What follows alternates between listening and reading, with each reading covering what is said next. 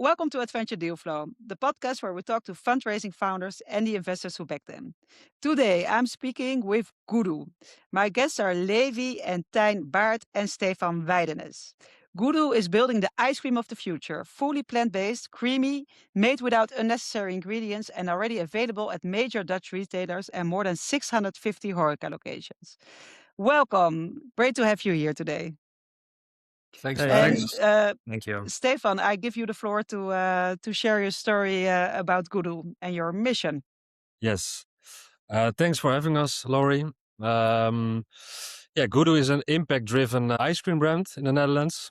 It was actually started by Tijn Baart, really as a project to make some better ice cream, better tasting. And over the years, it developed really into an impact brand, whereby we challenge ourselves to make a delicious ice cream that happens to be plant-based. We upcycle cashew nuts for this. And for our fruity ice cream, we use kind of leftover fruit, so bananas that are normally thrown away. So we really want to show people that you can make a delicious product for in the supermarket, but at the same time making an impact. And we're not putting big vegan logos on the packaging because we believe that we have to persuade the average Dutch customer. And I think we're doing quite well. Last year, we sold over 2.5 million ice creams. So revenue of nearly 2 million euros. And now we're doing another fund to actually become profitable this year. So that's really an important milestone for us. That's the reason why we're in this podcast, actually, to give some attention to this, our next step in our company. Yeah. Oh, great. Thanks for sharing, Stefan. Maybe good to understand, because we have 3 people now here on this podcast. Who is who and what is your role in the company? So maybe, Stefan, if we start with you, what is your role in the team? I'm head of sales. So our team consists of four members, and we have 3 account managers full time. So currently I'm responsible for the sales. So I'm mainly doing the retail sales together with Roderick. And I also give lead to 3 account managers who are focused on food service. So like the beach clubs, etc. So that's my role within Goodoo. Yeah. Okay. So you are not one of the founders, or when did you join Goodoo? Yeah, I mean, Tijn will talk about it. He's the original founder, and then Levi joined, and then me. So okay. Okay, and then Roderick. Exactly. Yes. Yeah. Okay. Yeah. So maybe Tijn, maybe you can share. The initial story. Yeah, the initial story. I was a chef. That's my background. I was working at the beach clubs, and I had a food truck with the ice pops to sell them on festivals, to let them enjoy beautiful and delicious ice pops. And when I was working at this restaurant at the beach, I was saying like, hey, I make pops as well. So do you want to sell them here? And they were like, oh yeah, let's try it. And then I have to make like 30,000 in one season. So that was the year 2018, and it was a good summer. And yeah. Sorry, but how did you make? Because did you make them then in your own kitchen or in your food? So how did you do that? Yeah, then? So we started just for making them as for the food truck. And we have to make like 500 or 1,000 or something like that. And that summer we have to just make 30,000 of them. So we hired a little kitchen in Haarlem, and we started just a little factory. Cool. Yeah. And that's how it a little bit started. And then was like, okay, we can do this. We can sell the rest of the beach also. Yeah. So you thought, okay, this is a good plan. And I can imagine then the ice creams were not made yet of cashew bits and of bananas that were left over. So you started probably first with a nice ice cream that tastes good, and then afterwards this impact element came along. Exactly. It was much simpler back then. Yeah, much simpler. But also every time we had in mind like, how can we make good pops with less sugar, and plant-based was not a thing back then, but we had some, and it was like developing a model. Every year we had a lot of new flavors added to the menu. Yeah. And you say back then because how long time ago was this? This that you was started? 2018. This was the summer. And then the summer after, Stefan joined, and Levi was already part of the team. Because I'm not that good with numbers, and he will tell you he is. Yeah. I'm the product guy. I developed the flavors and doing the production back then. And nowadays I'm also doing sales. And then you do the horeca sales, or because Yeah. you're focused more on the horeca? Yeah. Okay. Yeah. Okay. Nice. Nice idea. So it started on the beach, basically. Yes. And yeah, nice. And you, Levi, so you're the number guy? Yeah, I joined about 8 years ago, very soon after Tijn started, because he needed someone to help him for production and for the festivals or the events. And that was also the only thing we were doing at the time. So for me, it was just like a nice summer hobby. So we would do like 10 festivals, and then it ended and the winter started. Yeah. But after a couple of years, we realized hey, there's like potential in the horeca to in out of home to scale up, because now, before we had to sell it ourselves at the festivals, but now we only had to produce it, and the horeca place or the beach club would sell it. Yeah. So better model. better model. So slowly throughout the years, we just it always kept on growing, and eventually it became something very serious. And we added retail. We did have a couple of very difficult years with Corona. Because, I can imagine, because it was quite that was very soon after that. Yeah, like the entire horeca was closed. There were no more festivals. But luckily we have like a take home product. So the kiosks and other, we still had some sales despite the Corona. So, and your role? Finance. Finance, IT, logistics, like the entire back office. That's kind of my department. Yeah. So you're busy now as well with the fundraiser and stuff. I can imagine. Yeah. Fundraiser. And are you brothers or something with the same last name, or? Yeah, brother from another mother. Okay. Stepbrother. We're not like family, but my we're related. I have the surname of his biological father, so that's why. Okay. We never grew up so together. sort of brothers. Well, we are family, but we never grew up together. Yeah. We don't even Okay, look cool. No, we don't look alike. No. No, indeed, you don't look like. But then, okay, so that's basically the four of you. So Roderick also there, and the rest of the team. So how many people do you have working for you now? Three in the sales team. 3 people. Yeah, so that's four the founders, sales. Four, for 4 in management, and like 4 owners and 3 in sales. Yeah, that's all sales, right? Yeah. Okay. Yeah. And good to mention that Roderick is the fourth person that joined the team in 2023. Yeah. Because he's really finance back office guy. I'm a product guy, and Stefan is really the salesperson. So we needed like a real marketing / overall management kind of guy. And we found him in Roderick, and he's really good and managing the whole team, but also he also has a lot of retail experience. Exactly. And that was very important. He's a little bit older. Yeah. So he gets more structure to the team, and he's a good fit. Yeah. Yeah.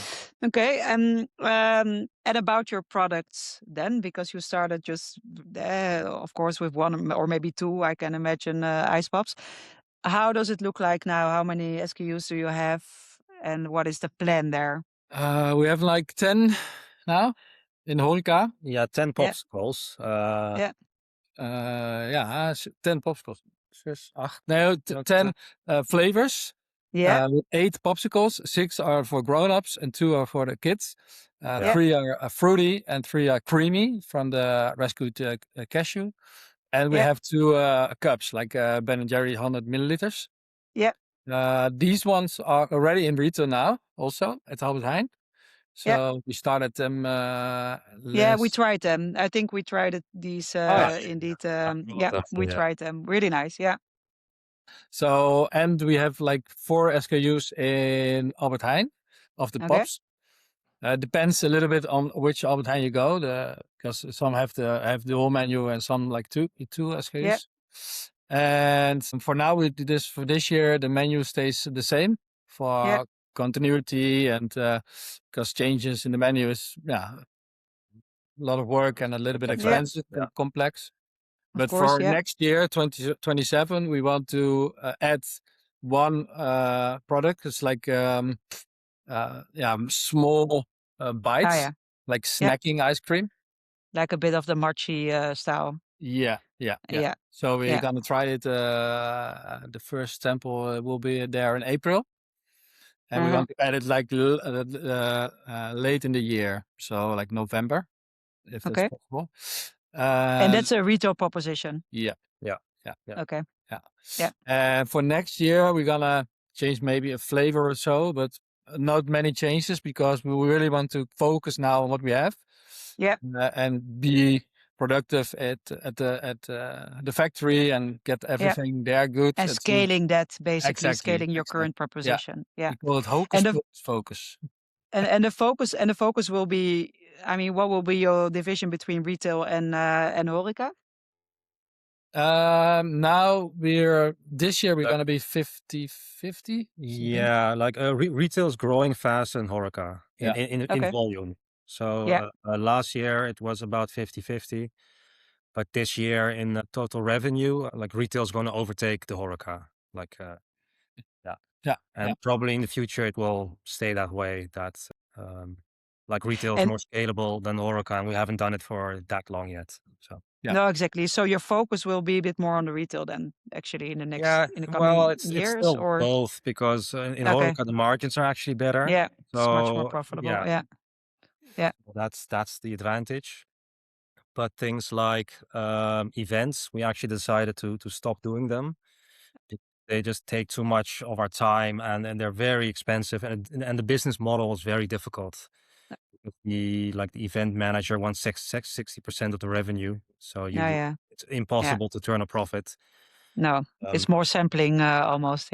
Maybe we'll restart them in the future, because then we'll have a marketing budget for the events, but let's just focus on horeca and on retail, and to really make them grow. And this is the Netherlands that we're talking about. Do you also have international plans there? We have plans. Maybe it's good to Stefan to. Yeah, obviously we have the plans. We have some, actually last week we did a promotion in Albert Heijn, Belgium, like in all 86 stores.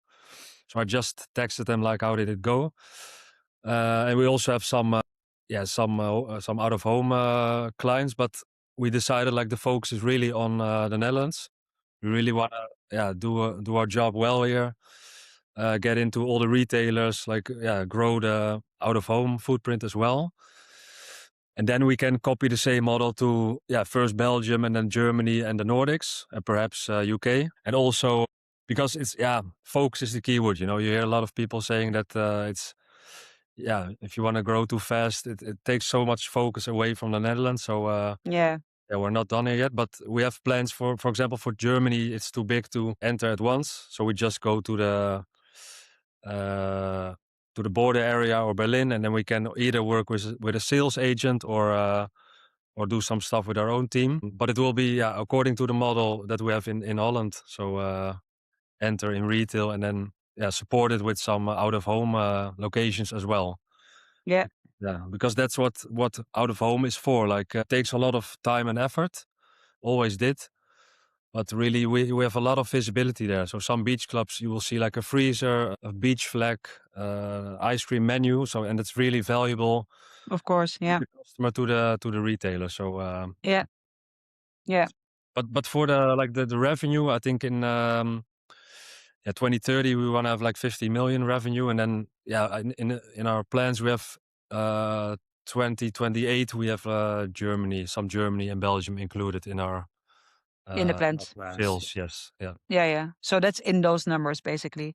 Exactly, yes. Yeah. But for example, UK can also be a good chance, but we didn't include the UK yet. It's really, we consider it like an extra. We don't, blow up the whole picture too much. No, it will blow up a lot, I think, if you add the UK as well. Yeah. Yeah. Yeah. Do you know where they eat the most ice cream worldwide? I know, really interested where. Sweden. Oh, really? Yeah, it's Really? really, It's really what you Yeah, wouldn't yeah. expect indeed, like the coldest country. More than yeah. Americans, yeah. more than Americans. And also in Denmark, they also eat a lot of ice cream. So Year round. So indeed, I mean that was also one of my questions, like seasonality of your product. Is it? I mean, is it something that you're watching all day, like the weather forecasts and how things are going? I mean, I can imagine for horeca, of course, it has a big impact, but for retail, do you see that impact as well? not as big, but there's still an impact. Yeah. Yeah. Yeah. And also the summer sales are still much higher, like in the summer than in the winter with retail. But the peak isn't as big as in horeca. Like in No. horeca, it's almost zero in the winter. And Yeah. with retail, you still have a good amount of sales in the winter. Yeah. And especially those snackings that Tijn mentioned and the small cups, they're also good for the winter. Those are also very good. You see a lot of winter products. spikes in with Christmas, Yeah. Easter, that kind of 12 February, which is love day.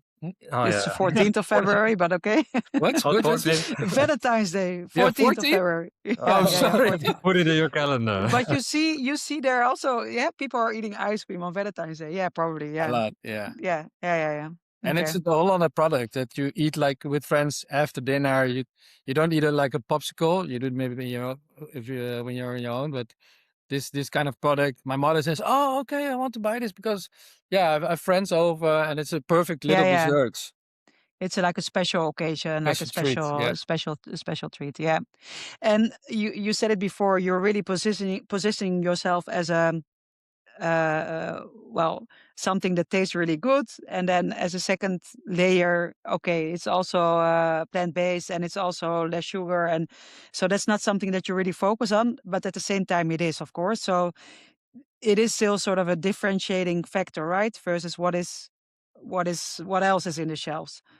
Can you share a bit on that? Because is it really differentiating? Is there, if I go to an Albert Heijn and I look at the freezers, do I see other ice creams that have the same amount of sugar or are also plant-based? Who is your competitor basically in the shelves?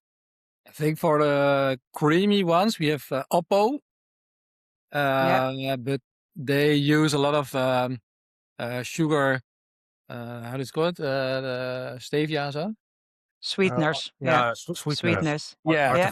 Artificial sweeteners. Yeah. You taste it already, and without pops, it's very clean label. So we have to really decided and to not add sugar, only the banana puree, and it's enough. We think it's enough, and you see it on the shelves, and we get a lot of emails from people like, "Oh, finally there's a product I can eat." That's less in sugar and not the list is not full with ingredients, basically all this addition, additives. I think that's a good difference between the other brands. Yeah. And indeed, your story, of course, on how you make your products and that you consciously make decisions also on what you put in there. But that's not something that you showcase that much, right? Because like you said, you want to be there for the mainstream customer that enters a supermarket. Yeah. And that sells, that doesn't sell per se. Yeah, I understand that. Yes. In terms of your production, where are you currently producing, and how does maybe your footprint also, or how did you grow there? And I understand you first started in your kitchen and then you hired a kitchen. Where are you now? When we started in 2018 in the small kitchen in Haarlem, we moved 3 times. Till then we were producing here in this kitchen, in the Kitchen Republic. And we managed to get some 400,000 to produce ourselves. And we actually started a whole plan to produce here, but there was not a lot of power here. electricity. Oh, power. Yeah. Okay. Electricity, yeah, that was the problem. So we ended up with Weerribben. It's from Klaas de Lange. It's in Steenwijk. Yeah. And they had a perfect production facility set up for summer and for ice cream companies. So, but we can produce in winter ahead. So it was a perfect combination. So we got in contact with them, and we had it already in mind. So what we were gonna have, machines, and that we already knew. So yeah, we started to talk with them, and then Yeah, they basically installed a custom line, production line for us. Okay. So that's And that's big enough to scale, basically. So for the scale that you want to reach in your plans, you well, can do that all not from yet. there. No. yeah, But it's now, yeah, like for one shift, it's enough for this year. Yeah. But if we're Yeah. growing more, they're gonna have to add a second shift. Yeah. I was exactly last week. I was at the production site and I was talking with Edwin, the producer, and he was saying, yeah, maybe also we can produce it more in the summertime. So now we have to produce all in winter, and yeah, you can. Yeah. We make like 24,000 a day, but if you add more shifts and you produce more in summertime, you can go to a lot more, and they have sold a space next doors, so Yeah. they can also Yeah. Like Increase expand. space. there Yeah. are They can plans for expand. expansion. Yeah. But first we need the volume, and then like they Yeah. can, Yeah. Because so let's say if you would produce in summer as well, how would that work with storage then? Because that's probably also really expensive then, indeed, if you well, yeah, need now to it's have. expensive because we're doing almost all of the production in the winter. But Yeah. that's because ijskuipje, that's Yeah. a like ice Ice cream, yeah. Yeah. what's it called? Ijskuipje. Yeah. I know ijskuip. Yeah. Yeah. Yeah, but they also have production, and their ice cream needs to be very fresh, and it has to be like produced in the summer. So that's kind of competing with our space. Mm. So that's why we do most of our production in the winter. Yeah. That's kind of the reason. Because ijskuipje is part of your cap table, right? Or how does that? They're also You have a- yeah, and they're It's also in the deck. yeah, So, they're also an investor Yeah. in this. Yes. Yeah, They also exactly. own No, shares. that's that's good to mention. Because how did that work then in the beginning, Tijn? So you went also to ijskuipje, or how did they join? yeah, we went to Ijskuipje and we started the conversation. So these are the plans. What can we do? And they were like interested to get involved because for them it's pretty good to have the factory covered in the winter. Yeah. Yeah. So they have a full factory all year long. So it was a perfect perfect match. Yeah. Also because their capacity is pretty matching to ours. So there was Yeah. was a good match. Yeah. Yeah. And they don't have plans to go into retail with their own brand, or you know what I mean? So No. it's not like a sort of competing brand in the end. No. No, there's no way. No. And we have it on paper. And Yeah, it's, Yeah, they're yeah. not allowed Okay. to Yeah. make No, stores. just No. checking. Yeah. yeah. No, but it's nice to have them also there, right? I think but the And they're only really thing you helping share us. yeah, because you can add also more things than only I can imagine production, but you can also share other things with each other, right? Exactly. I'm not Yeah. sure how. Yeah, Knowledge and yeah. yeah, Knowledge and the yeah, volume. yeah. And we have the two cups are produced at De Jongs. There's another factory in Goorijk, also in Friesland.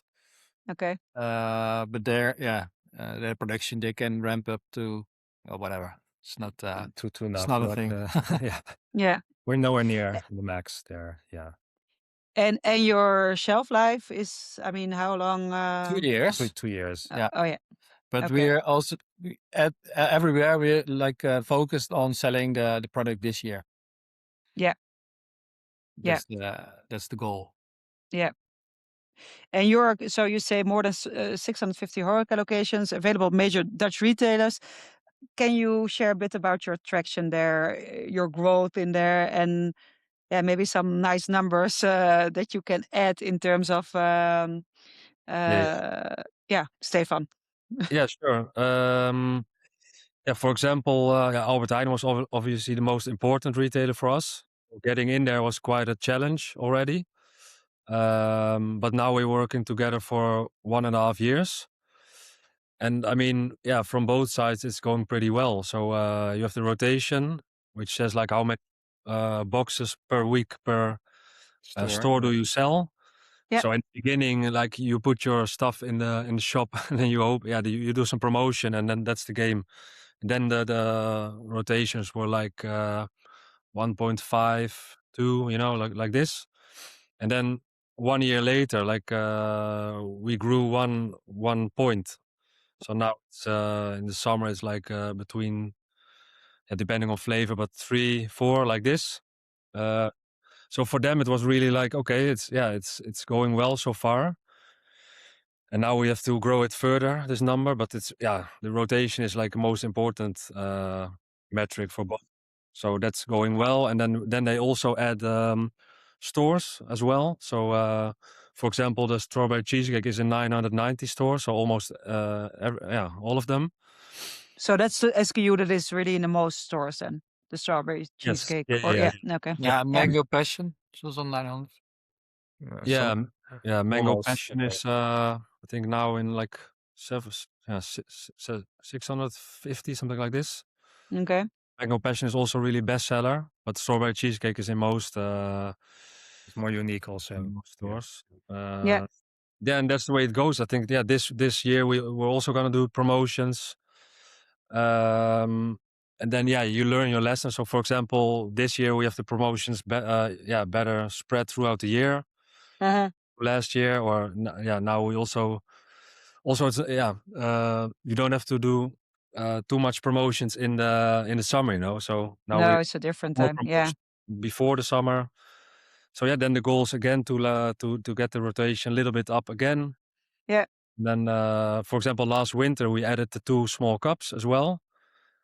Started with a pilot for 2 months to see how they go, but I think Albert Heijn is pretty happy about them as well. So, and that's the way the game goes. So we always say merkblok, the the brand block. For example, we were talking with Jumbo, but they wanted to do maybe 1 SKU or 2 in their stores. But then we just said like, no, we're not gonna do it because we have small boxes, and then if you're gonna one in the store, it's not Nobody will see it. Yeah. it's not gonna work. So we said no. So because how many stores do have your whole assortment?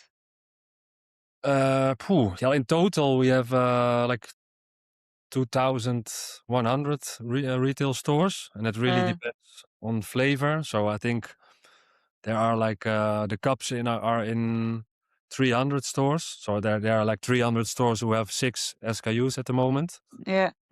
For the rest, for example, Plus is also a big retailer. Last year we started with 2 products. And now we're gonna go to 3, for example. We're also in talks with Picnic. Dirk is also gonna start. That's a question I had indeed. How about Picnic and Crisp and Crisp, we worked in the past with Crisp. Yeah.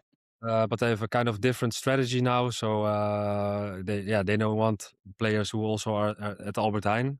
It's not like too distinct enough. Okay.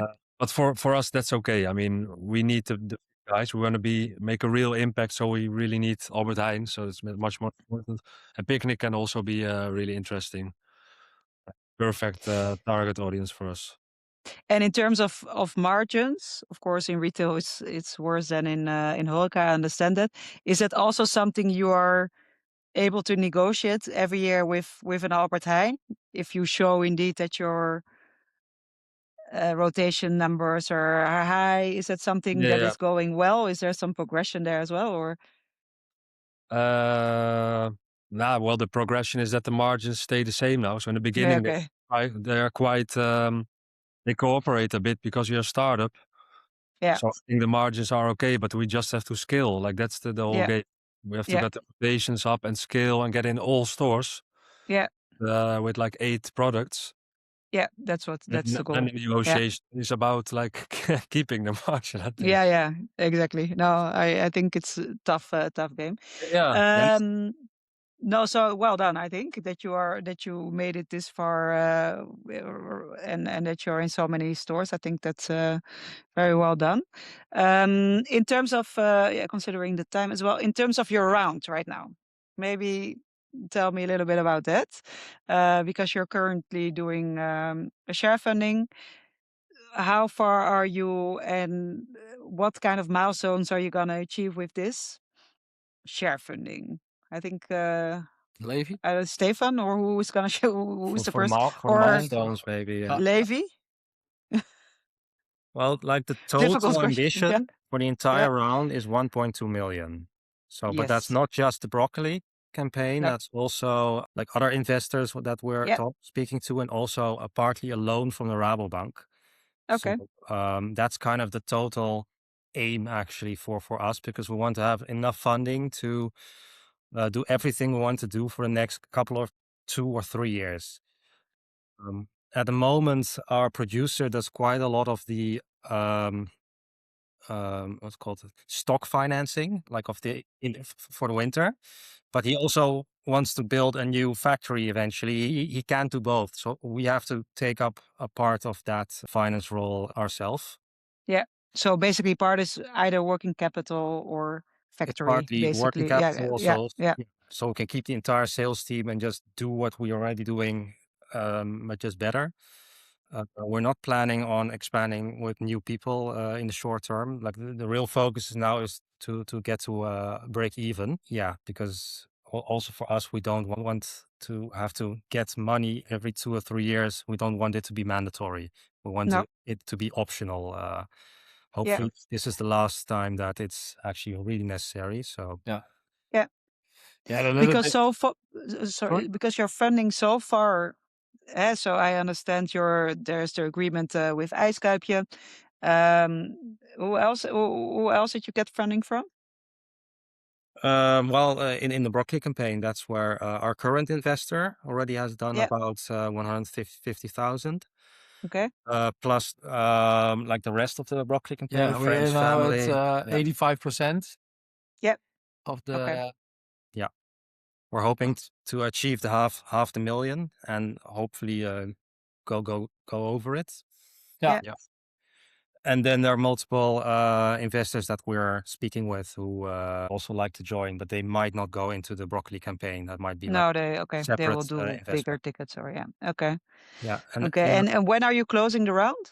When is your plan? When are your plans to close the round? As soon as possible, but yeah, yeah, like in 2 months. That's kind of when the round is closed. yeah. Yeah, and the Okay. broccoli campaign is still 8 weeks or 7 weeks. Okay. Yeah. Okay. Good to know. Good to know. And you say then I mean, you will have enough funding for the next 2 to 3 years. Does that mean then if you would go abroad that I mean, I can imagine if you want to go to the UK, you might need some additional funding, or is it already included?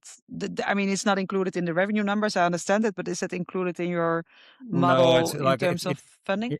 enough for the Netherlands and Okay. Belgium. So, Yeah. because if you want to do Okay. Germany, you do need funding. That's just Yeah, because like I Germany can needs imagine to. you also need to have a team there in on place, or you need partnerships, or you need some big marketing budgets.